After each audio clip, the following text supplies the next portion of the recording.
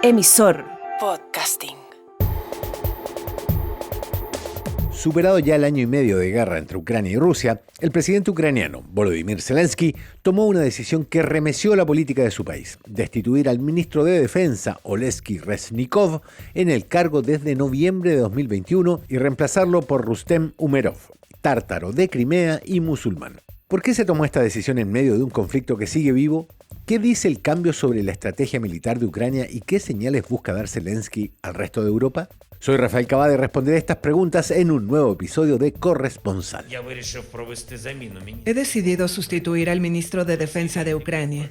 Oleksiy Reznikov ha pasado por más de 550 días de guerra a gran escala. Creo que el ministerio necesita nuevos enfoques y otros formatos de interacción tanto con los militares como con la sociedad en general.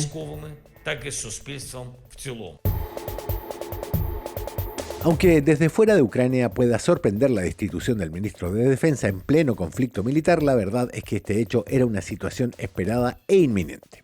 Las ansias de Ucrania por ser parte de la Unión Europea desde junio de 2022 podrían asegurarle al país el acceso a una serie de paquetes de ayuda económica que pavimentarían su futuro de posguerra.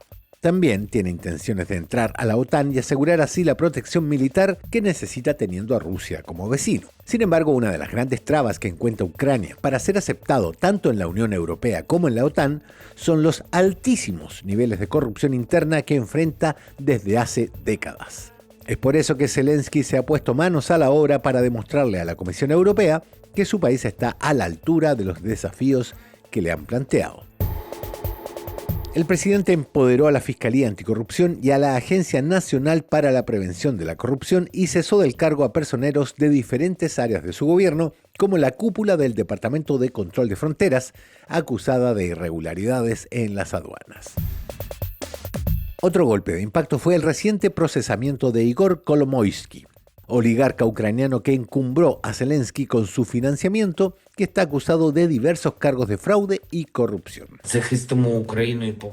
Protegeremos a Ucrania y devolveremos la libertad a todo nuestro país. Cada uno de nosotros debe saber que esta será una Ucrania de normas diferentes, en particular aquellos que han robado a Ucrania, situándose por encima de la ley. Pero al estar en plena guerra y al recibir un multimillonario financiamiento de parte de otros países de la Unión Europea, las malversaciones al interior de las Fuerzas Armadas adquirieron para Zelensky una importancia vital al punto de que envió una orden al Congreso para considerarlas como traición a la patria. En ese contexto, puede comprenderse la destitución del ministro de Defensa, Oleksiy Reznikov. En particular, el ministro de Defensa recién cesado no estaba acusado de ningún cargo, pero era la cabeza al mando del Ministerio de Defensa cuando se dieron a conocer 3 casos de corrupción al interior de este y de las Fuerzas Armadas. 2 tienen que ver con contratos repletos de sobreprecio y otras irregularidades en la compra de comida para las tropas y adquisición de uniformes militares. El tercer caso involucra sobornos al interior del Departamento de Reclutamiento. Resultaba que algunos ciudadanos estaban pagando cuantiosas sumas para evitar alistarse en el ejército. Escuchamos una declaración de Zelensky sobre este último caso. Hay 112 procedimientos penales contra oficiales de reclutamiento. Hay 33 sospechosos. Por estos hechos, la opinión pública pedía hace meses el cese del cargo de Oleksiy Reznikov. Pero la contraofensiva ucraniana, que no está dando muy buenos resultados, y las negociaciones con otros países para renovar armamento retrasaron algunos meses la decisión. Finalmente, el 3 de septiembre, Zelensky pidió al Parlamento el cese del cargo de Reznikov y propuso en su reemplazo a Rustem Umerov. Ahora Rustem Umerov debería ser el jefe del ministerio. La Rada Suprema de Ucrania conoce bien a esta persona y el señor Umerov no necesita presentaciones adicionales. Espero que el Parlamento apoye a este candidato. El otoño es una época para fortalecerse. Gloria a Ucrania. Umerov tiene 41 años, es tártaro de Crimea y es musulmán. Tuvo un paso por el Parlamento y hasta antes de ser ministro de Defensa dirigía el Fondo de Propiedad Estatal de Ucrania. Durante el presente conflicto destacó por negociar exitosamente un intercambio de prisioneros con Rusia. Uno de los puntos más importantes de este nombramiento, por supuesto, es que tiene un historial limpio de acusaciones de corrupción. Pero otro punto importantísimo es su raíz tártara, el pueblo habitante de Crimea que ha sufrido históricamente la persecución de parte de los rusos. Como muchos otros tártaros, Umerov nació en el exilio en Uzbekistán, luego que su familia fuera expulsada por la Unión de Repúblicas Socialistas Soviéticas en la era de Stalin. Volvió a la península recién en 1981 con firmes convicciones europeístas.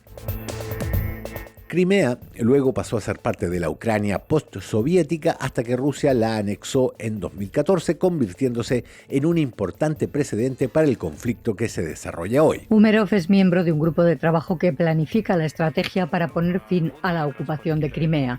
También participó en las negociaciones con Rusia al comienzo de la guerra. Su nombramiento debe ser aprobado por el Parlamento de Kiev. Por eso algunos analistas ven en el nombramiento de Umerov una intención clara de parte de Ucrania de recuperar este territorio, aun cuando el objetivo que tenían antes de 2014 parece una meta muy lejana.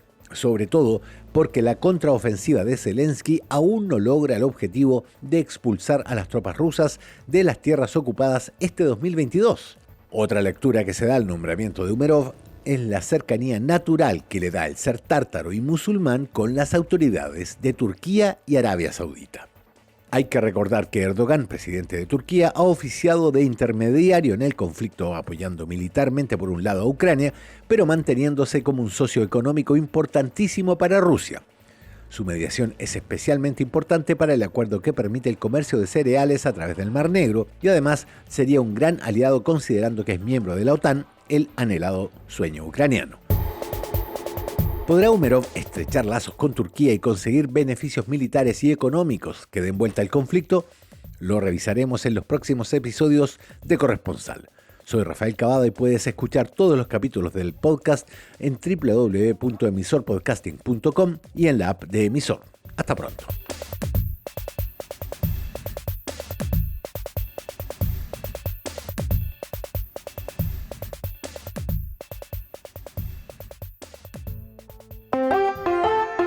Emisor Podcasting.